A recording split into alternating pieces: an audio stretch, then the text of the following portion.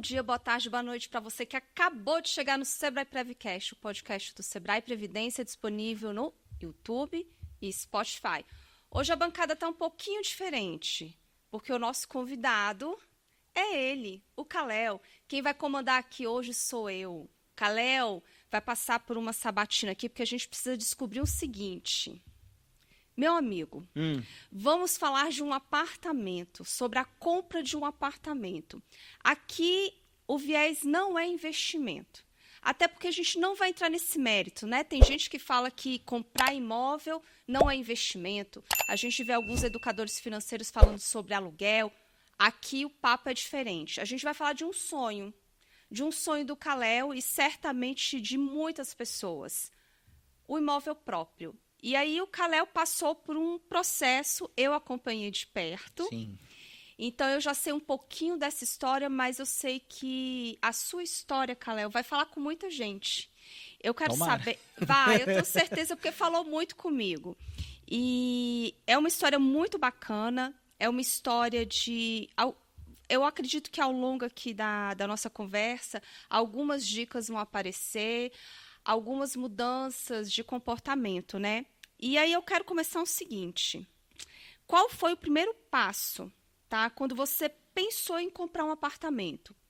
Primeiro episódio, né? Que eu tô gravando. Quantos anos gravando podcast? 5 anos. 5 anos? 5 anos gravando podcast. Primeira vez. Entrevistando o Kalel. Primeira vez. Vivi, a primeira coisa que eu fiz, eu acho que antes até de pensar em comprar um imóvel, a primeira coisa que eu fiz foi entender qual que era a minha realidade financeira. Porque tem muita gente que, a maioria das pessoas, né, trabalham ou tem algum tipo de fonte de renda, mas não entende a sua realidade financeira. E quando eu digo entender a realidade financeira, é quanto que entra, quanto sai e principalmente para onde vai. Então, antes de comprar o imóvel, eu fiz esse mapeamento de entender assim, eu ganho X, eu gasto Y com isso, Z com aquilo, eu entendi a minha realidade. Entendi essa realidade, e aí comecei a sonhar com o imóvel. Você lembra que eu comecei a falar, quero morar sozinho, não queria ir para o aluguel, eu tinha o sonho de ter o meu espaço para fazer com a minha cara, e a primeira coisa que eu quis foi pesquisar. A primeira coisa que eu fiz foi ir atrás, foi pesquisar, e pesquisar não só o apartamento em si, valores, eu pesquisei algumas coisas. Primeiro eu pesquisei o local, porque aí entra uma questão que é o quanto você ganha, o quanto que você tem de receita pro valor do local que você quer morar, e se aquilo ali cabe na sua realidade. Então, eu não moro aqui em Brasília, no plano piloto, eu moro no entorno de Brasília, Valparaíso, e mesmo lá tem lugares mais caros, lugares mais baratos. E aí eu comecei a pesquisar quais eram os bairros que eu queria e o valor dos imóveis naqueles bairros. E se esses valores eles cabiam no meu orçamento. Né? E então tinha alguns bairros que eu tive que excluir, que eu olhei, achava que daria conta, e aí quando eu cheguei naquele bairro eu vi, não vai dar, não cabe no meu orçamento aqui. Então fui olhando outros bairros e eu também pesquisei o tipo de imóvel, porque às vezes eu cheguei naquele bairro lá, aquele bairro cabia no meu orçamento, mas também dentro daquele bairro tinha imóveis mais caros e imóveis mais baratos. Então eu fui pesquisando o tipo de imóvel que cabia no meu orçamento e que me agradaria. A planta do apartamento ou da casa me interessava? Quanto tempo que durou quando você tomou a decisão de comprar um apartamento? E aí você começou a planejar. Isso foi quando? Que você deu o start, falou assim, bem, eu quero isso, então a partir de agora algumas coisas vão mudar na minha vida.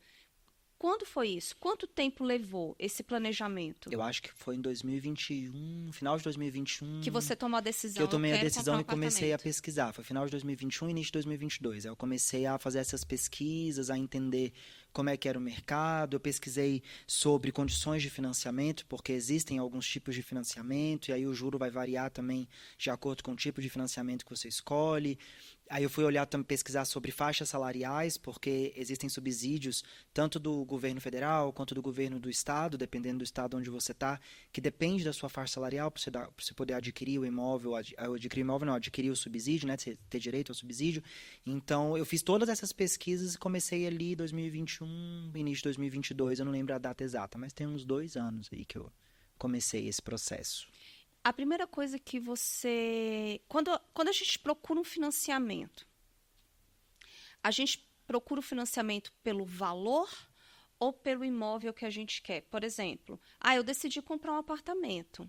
No ato do financiamento, você escolhe aquela, digamos, eu não sei se eu posso chamar de carta, acho que isso é mais É uma consórcio. carta de crédito, É uma carta de crédito. É. Você foi naquele valor de acordo com o seu salário, de acordo com o que você poderia pagar de financiamento, ou você falou, não, eu quero este apartamento e eu vou me planejar para comprar este apartamento. Como é que foi? O que veio primeiro? É porque eu trabalho muito com a realidade. E essa questão depende muito da sua renda. A verdade é essa. Alguns limitantes aí. Primeiro é quanto por cento do imóvel que a instituição financeira vai financiar. Depende muito. Tem instituições financeiras que financiam 60%, 70%, 80%, 20% pelo menos do imóvel, na sua grande maioria, né, em vias de regra, vai ser a entrada que você vai ter que dar. Então, depende do quanto você tem disponível para dar de entrada. Né? No meu caso, como eu trabalho com a realidade, eu não trabalho só com, tipo assim, eu quero esse imóvel aqui. Esse tipo de imóvel, ele custa 1 milhão. Eu tenho 200 mil para dar de entrada? 20%? Eu não tenho 200 mil. Então, não faz sentido para mim, não fez sentido para mim pesquisar esse tipo de imóvel e ir atrás desse tipo de imóvel. Eu fiz o caminho inverso. Eu fui, beleza, qual é o valor do imóvel que cabe na minha renda? Eu ganho X, a instituição financeira financia até 80%, então eu tenho que ter esse valor aqui de entrada. Eu tenho esse valor? Então, eu tenho que pesquisar imóveis nessa faixa de preço aqui. Então, eu fui nessa linha. E aí, com esse limitante, dentro da faixa de preço, eu olhei os imóveis que mais me agradavam. Kalel, a gente fala carro... A gente acha que comprar um carro, por exemplo, é só comprar, botar gasolina e sair, né? É uma família um carro. Pois é, e tem outros custos que envolvem, né? Seguro, a manutenção, tudo isso. Em relação à compra do imóvel, quais são os outros custos que a gente pode considerar na hora da compra? Tem alguns, mas antes de falar desses custos, eu lembrei aqui que, né, na minha análise financeira, existe um limitador que você só pode gastar, comprometer, essa é a palavra, de até 30% da sua renda com parcelas, né, com financiamentos. Então, isso inclui empréstimo, financiamento de imóvel, financiamento de carro, e eu tinha um carro financiado e isso estava atrapalhando o financiamento do imóvel. Por isso que é interessante você entender a sua realidade financeira, entender para onde seu dinheiro está indo. Então, uma das coisas que eu tive que fazer antes de financiar o imóvel foi quitar o carro.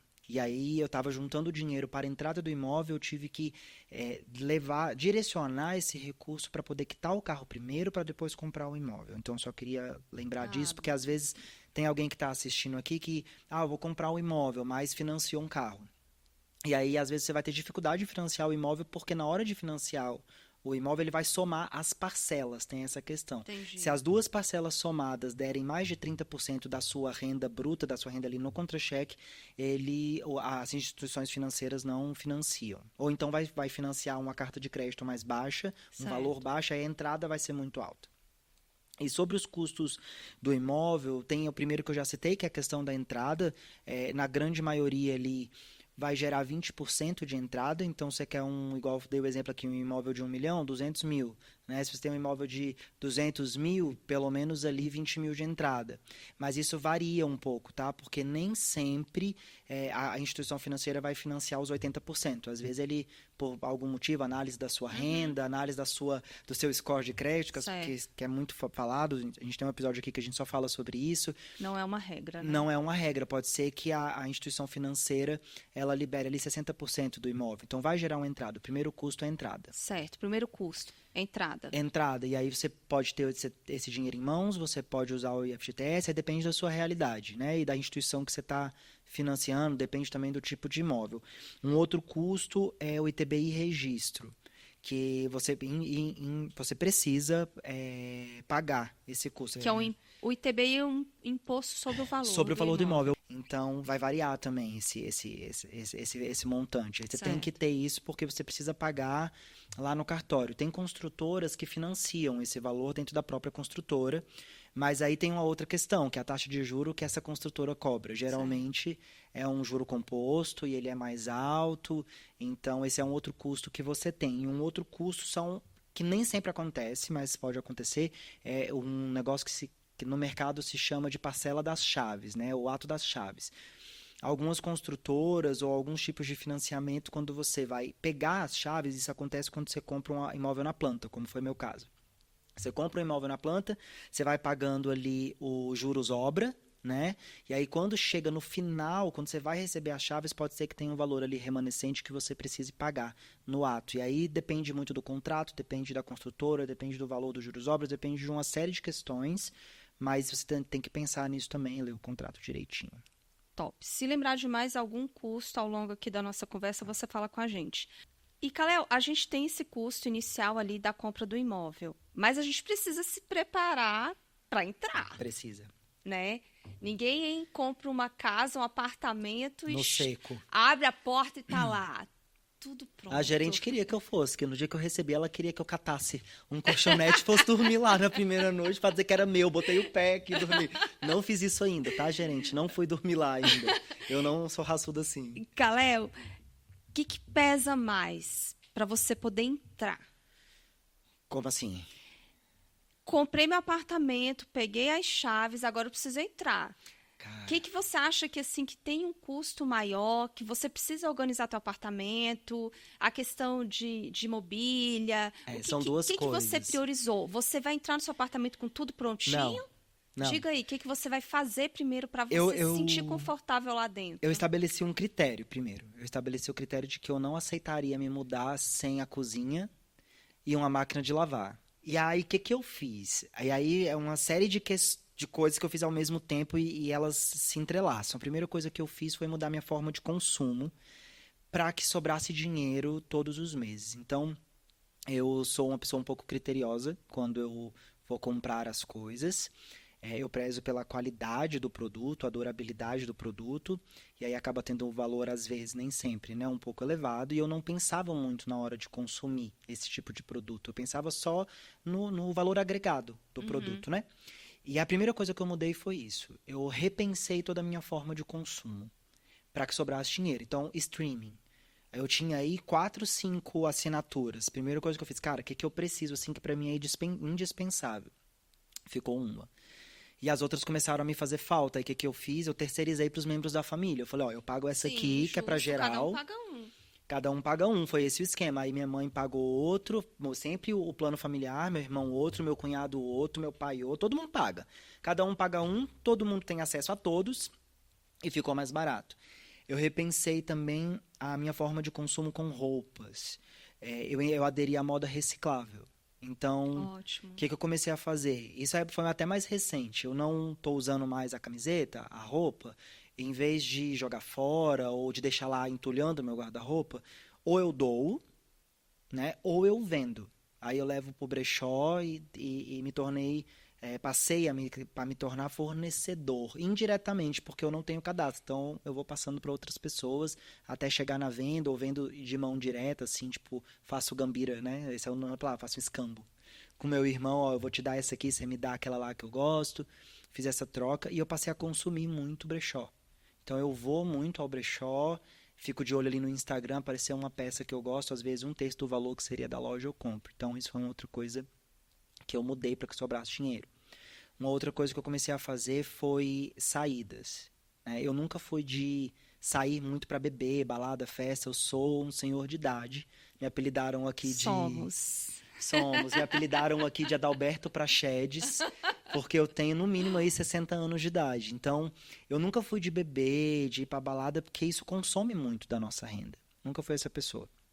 Mas eu consumia em cafés, né? Eu sempre gostei de tomar um café, de restaurante, essas coisas. Então, eu mudei essa forma de consumo também. Eu coloquei limitadores, né? Eu coloquei assim, olha, eu vou pro restaurante, que é uma coisa que eu gosto, mais uma vez no mês, por exemplo. Eu vou me permitir. Porque antes eu ia todo final de semana, então eu limitei isso para que sobrasse recurso financeiro também.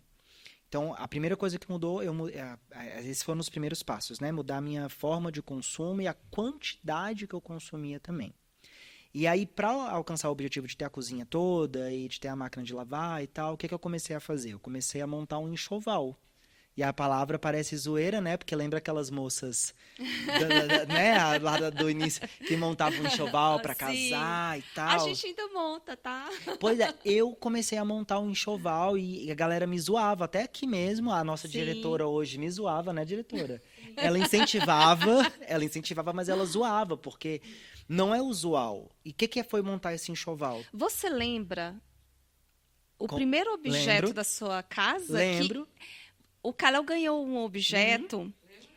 Lembro. O Kalel ganhou um objeto quando ele nem ainda Lembro. passava perto Essa de ilha não existia. Essa ilha que não existia. Nós trabalhávamos aqui dentro. Mas ele falou do sonho dele Foi, eu lembro. de ter o seu imóvel, ir para um apartamento. Você sabe dessa história? Ele comentou sobre esse sonho dele, isso tem muitos anos. Kalel, você era estagiário?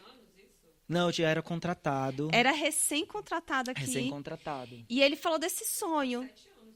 Cara, tem uns 6 anos, mais ou menos, isso. E aí ele ganhou um porta-retrato. Foi. E eu tenho guardado foi você que me deu, você falou assim, ó, você me deu de final de ano um porta-retrato com alguns bilhetes dentro, lembra? Foi. E um dos bilhetes era dizendo que era a primeira coisa da minha casa para incentivar esse sonho, que o primeiro jantar era para ser você era para ser a convidada lá dentro. Caraca, velho, eu fiquei emocionada, de verdade. Foi, você me deu. E eu guardei dentro da caixa com os bilhetes lá dentro. Eu tenho guardado Foi. até hoje, porque vai ficar lá na minha parede com fotos nossas. Aí você colocou. É um porta-retrato com 3 coisas. Em cada espaço para foto, você sugeriu o que era para colocar de foto. Isso, é um porta-retrato, eu não lembro, acho que com uma São foto 3. maior São e 3. mais 3. Não, são 3 no total. Uma grande e 2 menores. E 2 menores. É. E aí eu fui colocando, essa foto aqui é essa O foto dia é do primeiro essa. jantar foi. Isso. Foi o primeiro. E hoje eu tô aqui entrevistando você. A gente não tinha essa Não. estrutura, como a gente acabou de falar.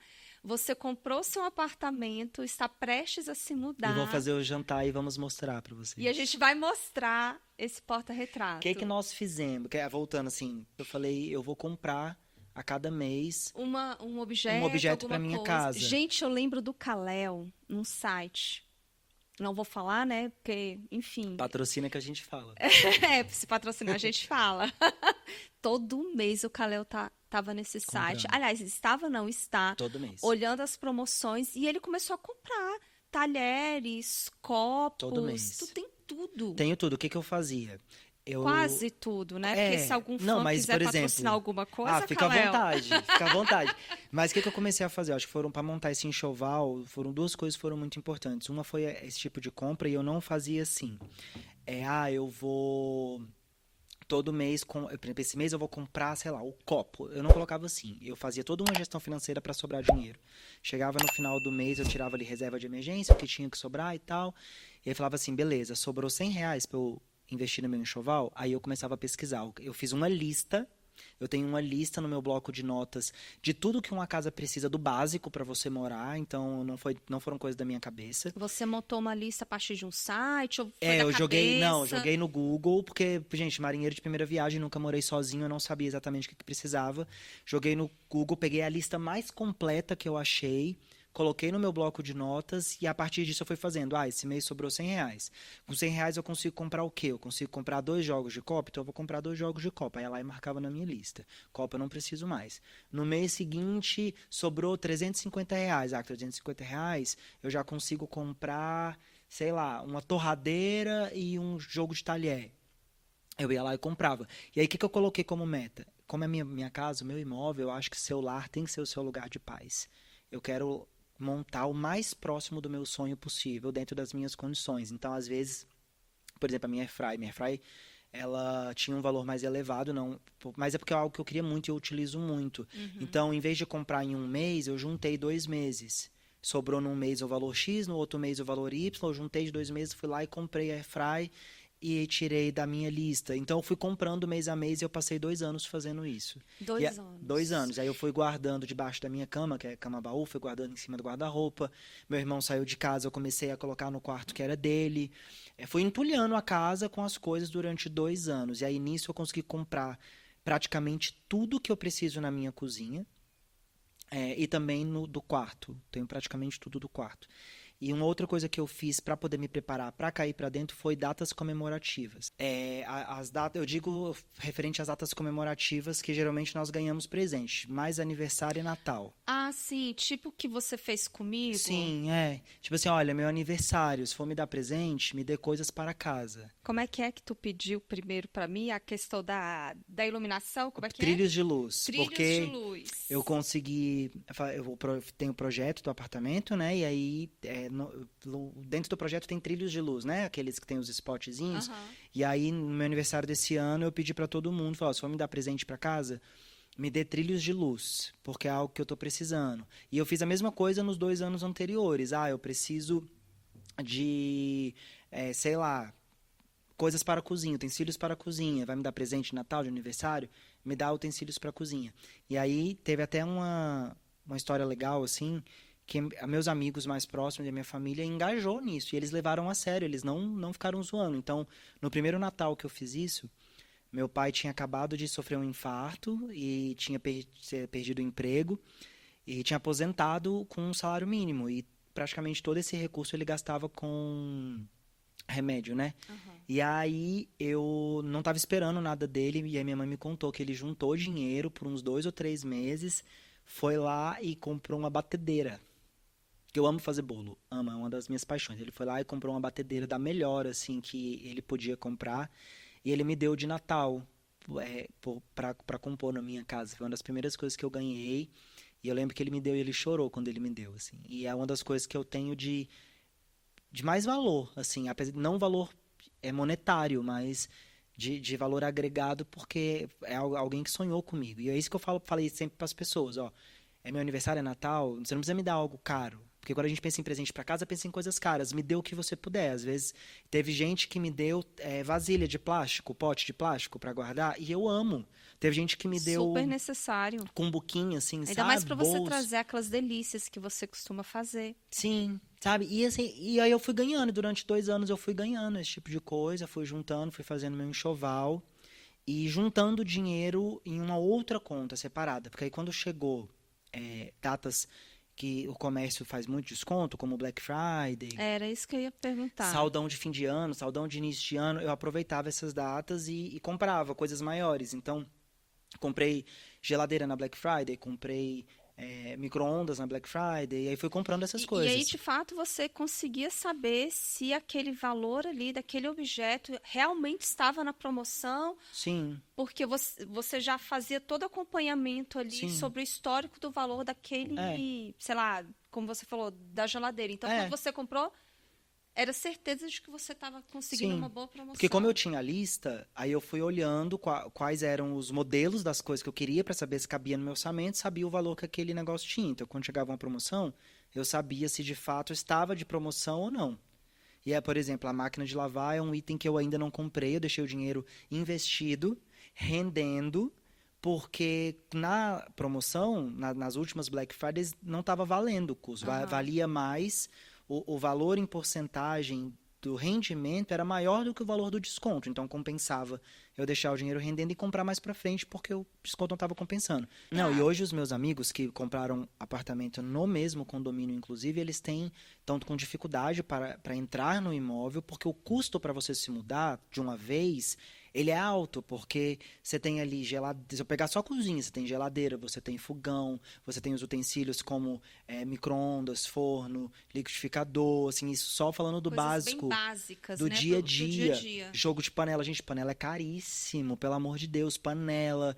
Então aí tem o armário. Só isso já dá uma grana sinistra. Ou seja, não adianta pagar o financiamento, né, Carol? Não, existem vários outros custos associados para morar sozinho. Aí quando você pensa em entrar, você tem que pensar que você, aí não sei, depende do tipo de vida que você leva com a sua família, né? Eu já dividi as contas na minha casa, mas tem pessoas, vamos supor, o filho que mora dentro de casa ainda e que não tem gasto nenhum. Os pais arcam com tudo. Ele vai morar sozinho, ele vai ter o gasto com a luz, ele vai ter o gasto com a água, com a internet, com o que ele quer comer, ele vai ter gasto com o IPTU. Você já conseguiu enxergar lá na frente, quando você financiou o teu apartamento, você já fez todo esse levantamento? Bem, peraí.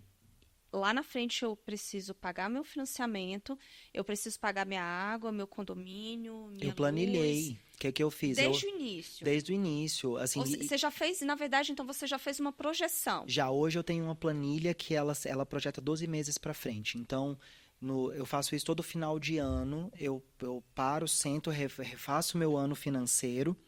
E ali eu jogo de janeiro a dezembro. Quando eu comprei o apartamento, eu recebi... eu assinei o contrato, que foi acho que em outubro do ano passado, uma coisa assim. No meu planejamento financeiro de 2024, eu já tinha colocado uma projeção do valor da parcela, do quanto eu mais ou menos pagaria ali de luz, de quanto eu gastaria com água, com internet. Aí eu liguei nas empresas de internet, quanto é que é o plano, né? Pensei, uma pessoa sozinha. Joguei na planilha para saber se eu ia conseguir me manter. Então, eu não pensei, eu projetei, eu planilhei. Eu acho esse um ponto muito importante, que não é você pensar ou fazer algo estimado. Coloca na ponta do lápis e vê se de fato você vai dar conta, senão... Qual conselho você daria a uma pessoa, a um homem, a uma mulher, um profissional com o seu perfil, com a sua idade, que tem esse desejo? Poxa, eu quero ter minha casa, eu quero ter meu apartamento. Tenho 31, fiz 31 tem um mês. Eu comecei a sonhar com a minha casa, eu tinha 27 para 28, mais ou menos. E eu comprei com 30, eu tinha 30 quando eu comprei o imóvel. Rápido. Foram 2 anos de planejamento e correndo atrás, pesquisando, eu acho rápido. Enfim, e de dica, eu acho que a primeira coisa, você precisa estabelecer metas, você precisa saber onde você quer chegar a curto, médio e longo prazo. Meu avô costumava falar assim pra mim que quem não sabe onde quer chegar, qualquer lugar serve. Então, você precisa saber onde você quer chegar daqui um tempo, seja 1 ano, 2, 3, 5, 10 anos. Soube onde você quer chegar, estabeleceu essa meta, se planeje para isso. E esse é um ponto importante de falar, se dentro das suas metas, dos seus sonhos, hoje você não tem recurso suficiente para fazer financeiro, todo mundo tem dons e talentos, coisas que você pode aproveitar. Então, faça por onde, faça uma renda extra, o que você sabe fazer bem, que pode te gerar uma renda extra para você alcançar esses sonhos, né? Não se permita se limitar por conta do emprego que você tem hoje ou a falta dele. Vai para renda extra, cara. Foi uma coisa que eu fiz muito e faço até hoje. A gente já vai encerrar, mas eu não poderia encerrar. Gente, eu tô real emocionada. Eu tô percebendo, ela tá mais emocionada que eu tô mais emocionada que o Kalel, porque, na verdade, eu lembro de quando você veio aqui. Fazer a entrevista, eu lembro também. Não vai por foto, tá, editor? Não, eu não vou mandar. Eu lembro do Kalel, e aí eu falei pra Lu, que é a nossa gerente de seguridade, a Lu de cara já olhou pra mim, entendeu o meu olhar, é esse menino, né? Eu falei, cara, é ele. Eu entrei com 22. Porque naquele dia você fez o meu olho brilhar. Eu enxerguei algo diferente em você. E você cumpriu os 2 anos de estágio, quando aquele período acabou. Você saiu, porque Sim. a empresa precisava de uma pessoa na área de comunicação. Abriu um processo seletivo, você participou desse processo seletivo e você entrou, e você foi contratado. E eu acompanhei toda a sua jornada. Foi. E ver você como estagiário, depois como um assistente e hoje um analista, vi toda a sua evolução profissional e tudo que você conquistou. E você é um cara muito, muito, muito organizado.